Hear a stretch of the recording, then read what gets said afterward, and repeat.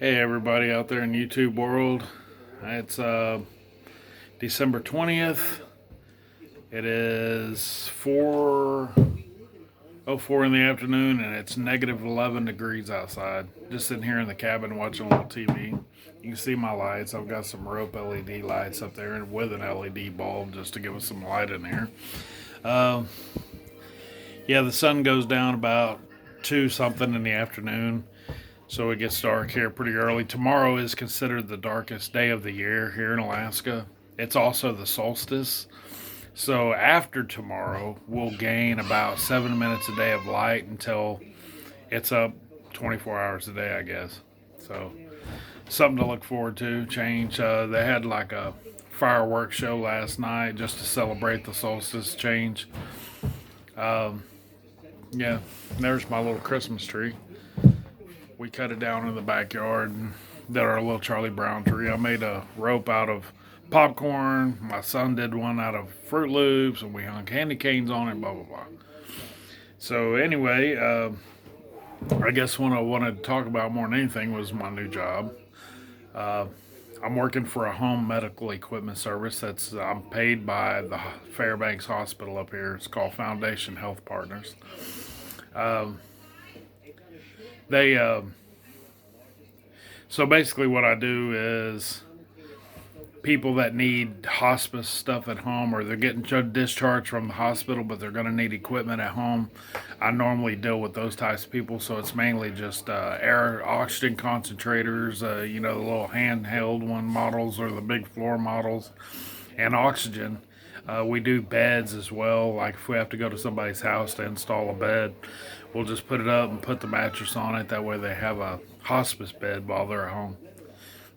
uh, there's some different aspects. So, like my job started out at over $40,000 a year for just beginning. I guess my experience at my other job helped some, but so yeah, basically in Alaska, if you work more than 8 hours a day, you get paid time and a half. So let's say I'm used to working anything over 40 hours a week, you get time and a half.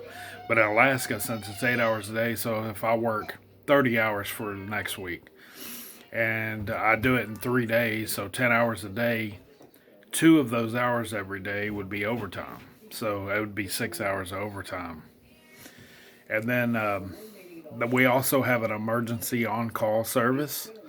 So what happens on that when you're on call? Anytime anybody gets discharged from the hospital for a week, so you'll have on call for a whole week. And so anytime anybody gets discharged from the hospital, if there's a hospice call or anything after hours, if there's a repair after hours, I'm the one that does it if I'm on call. And every time you have to go in like that, they pay you time and a half. But on top of that, while you're at home being on call, you get paid $4 an hour.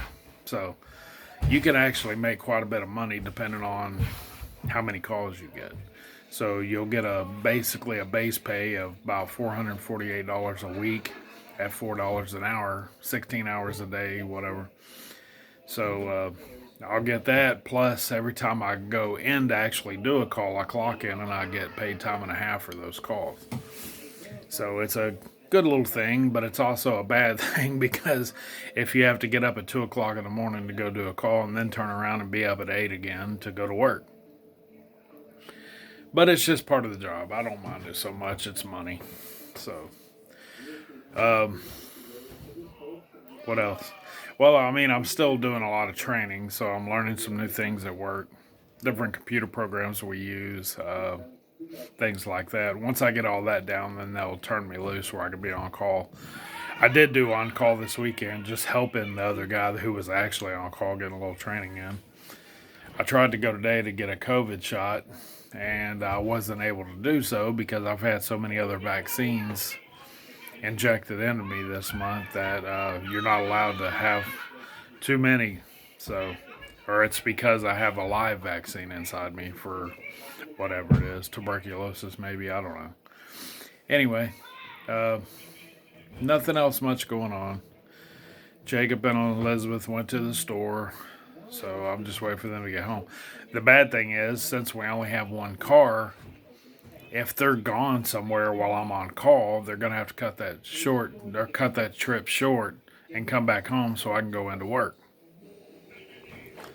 So that's the only bad part about it. If you're on call and you have something planned, you're going to do something, you really can't, because you have to stick around to be close to make those calls, those emergency calls. Other than that, not much here happening. Uh, just watching a little TV, hanging out here home. It's Sunday afternoon. So back to work tomorrow. Learn something new. Hopefully, get my insurance paperwork filled out so I can get some health insurance.